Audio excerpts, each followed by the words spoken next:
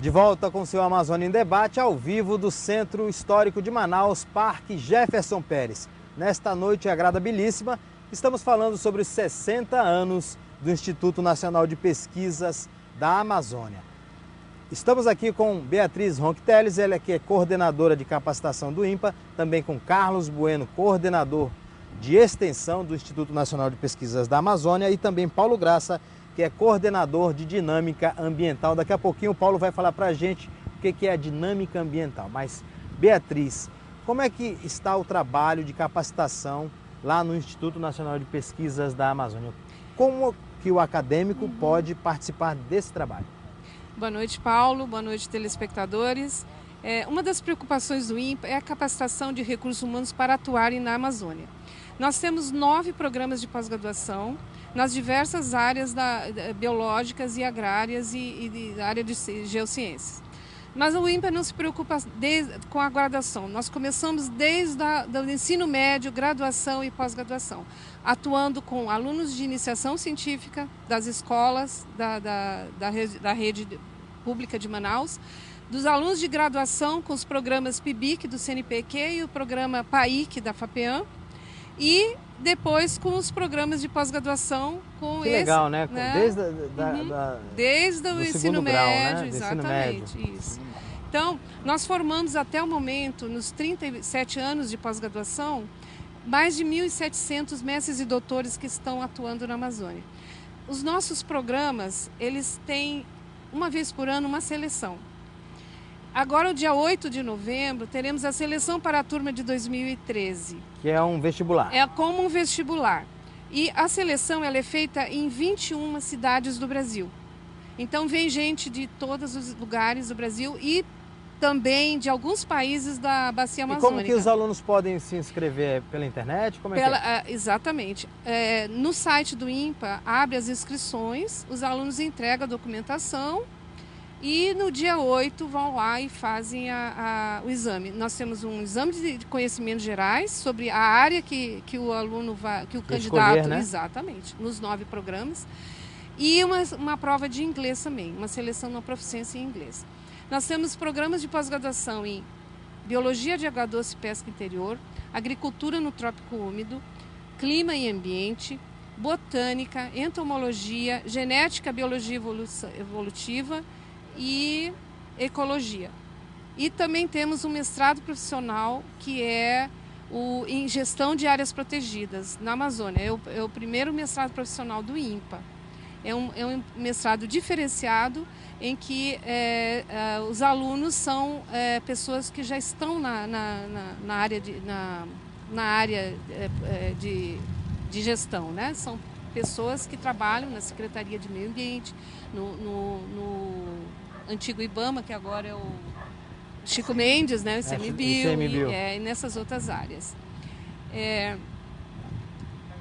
Duas ações importantes que nós fizemos este ano é nuclear os nossos programas de pós-graduação com outros estados. Então, nós vamos estender uma turma do programa de Biologia de Água Doce para o estado de Roraima. Então, nós fizemos um convênio com a Universidade Estadual de Roraima, a Secretaria de Planejamento e o Instituto de Apoio à Ciência e Tecnologia do Estado de Roraima, junto com os pesquisadores do nosso núcleo lá em Boa Vista. Vocês estão descentralizando as ações para os outros estados. Então, agora, dia 21 de novembro, iremos a Boa Vista para assinar um convênio com a universidade e... a partir de março do ano que vem, já uma turma de Biologia de Água Doce será formada, de mestres e doutores lá em Roraima. A outra ação também de descentralização é com o estado do Acre, onde nós aprovamos, por meio do nosso programa de pós-graduação em ciências de florestas tropicais, aprovamos um DINTER. Um DINTER é um doutorado interinstitucional, né, que vai formar uma turma de doutores lá no Acre, em florestas tropicais, em ciências de florestas tropicais. Então, são duas ações que nós expandimos os nossos programas de pós-graduação para os outros estados. E é importante salientar, Beatriz, que a maioria desses formados, eles atuam aqui. Certo, E 70%. por causa da peculiaridade. Exatamente. Ao redor de 70% dos nossos egressos permanecem na Amazônia. Eu sou exemplo. Eu vim lá do Rio Grande do Sul para fazer o mestrado no INPA e hoje sou servidora do INPA. Né? O Bueno também veio de São Paulo para fazer o Comeu mestrado. jaraqui, com comeu farinha do jaraqui Arini, e não nunca mais saiu saiu mais daqui. Né? Interessante. Paulo, boa noite, boa seja noite. bem-vindo. E como é que está a dinâmica ambiental no Instituto Nacional de Pesquisas da Amazônia? A dinâmica ambiental é uma coordenação ligada à interação dos organismos, né, e o ambiente. Então nós tentamos ver essa relação, quanto que o ambiente interfere na função desses organismos e na floresta em geral. É uma pesquisa que tem várias linhas de atuação. Nós tentamos fazer uma dessas linhas, a questão da modelagem, a gente tem do uso da terra, ou seja, a expansão da fronteira agrícola afetando as funções da floresta. Uma pergunta que eu queria que você respondesse, Paulo, se alguma autoridade pública consulta vocês lá no INPA antes de fazer algum empreendimento? Porque a gente percebe que Manaus tem 350, quase 400 quilômetros quadrados de áreas quase que totalmente desflorestadas. Hoje a gente vê fragmentos florestais apenas no INPA, na reserva Duque e também ali naquela área do Tarumã, pouquíssimo. Então, eles procuram vocês, a autoridade pública procura o INPA para saber qual será o impacto que vai causar esse empreendimento ou não? O INPA tem uma voz importante em relação aos tomadores de decisão na Amazônia. Nós, é lógico que gostaríamos de ter mais voz nesse ambiente, né? Mas somos importantes, somos muitas vezes chamados para atuar na relação dos impactos ambientais de hidrelétricas, atuando em RIMAS, e também temos trabalhos mostrando realmente o impacto dessas obras. Um exemplo que nós temos bem concreto, atual, com a BR-319, que nós tivemos um trabalho sobre a modelagem, né, qual seria o efeito da reconstrução da BR-319, né, que liga Porto Velho a Manaus, em relação à floresta.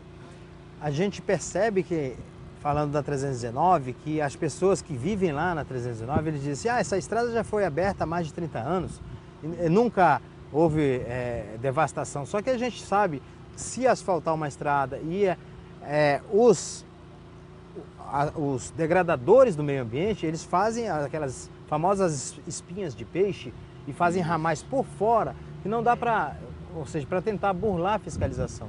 Isso vocês colocaram no estudo? Colocamos. Na verdade, você abre as portas, né, o acesso. Fica muito mais fácil, né? Nós temos, hoje nós temos um arco na borda da Amazônia, um arco de atividade muito intensa, né, humana, de agricultura, e também por busca de novas terras. Manaus está protegido dessa pressão humana por causa que nós não temos acesso via estrada. Então essa estrada pode causar um impacto grande. É lógico que uma estrada tem importância para o desenvolvimento, mas nós temos que equilibrar, temos que proteger essa floresta ao redor, temos que pensar como planejar, né, essa construção de uma maneira que esses impactos sejam reduzidos, sejam mitigados de uma forma que a cidade não sinta isso, né? Não sinta tanto esses impactos. Essa é a missão do INPA, né? Fazer essa comparação, fazer essa ligação entre a floresta em pé e o crescimento econômico e social das cidades. A gente vai para um breve intervalo e daqui a pouco estaremos de volta com o seu Amazônia em Debate.